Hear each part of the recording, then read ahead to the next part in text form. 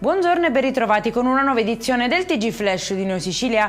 In apertura business sulle salme al Policlinico di Palermo, svelato un vero e proprio sistema corruttivo con tariffe fisse per velocizzare il rilascio e vestizione dei corpi. Chi non pagava veniva poi ostacolato o minacciato. La procura ha chiesto l'arresto di 15 soggetti tra operatori dell'obitorio e imprese funebri. Ora la parola passa al GIP che deciderà sulle misure cautelari dopo gli interrogatori.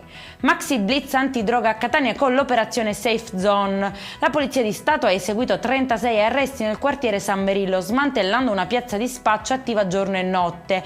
Cocaina, crack, marijuana e hashish venivano venduti con un sistema organizzato tra nascondigli e staffette, contestati anche rapine, estorsioni e ricettazione.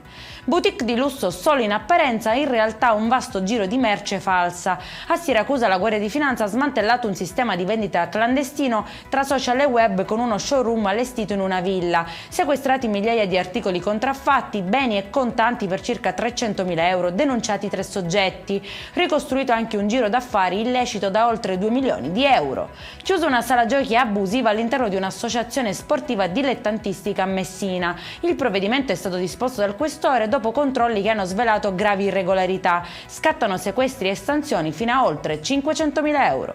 E in chiusura botti illegali in vendita a Gela. Scattano i controlli della Polizia di Stato. Denunciato un cinquantenne titolare di un'attività nel centro storico, trovato senza licenza per la vendita. Rafforzata anche la vigilanza in vista delle festività natalizie per tutelare la sicurezza pubblica. Per questa edizione è tutto, prossimo appuntamento alle 19:30. Buona giornata.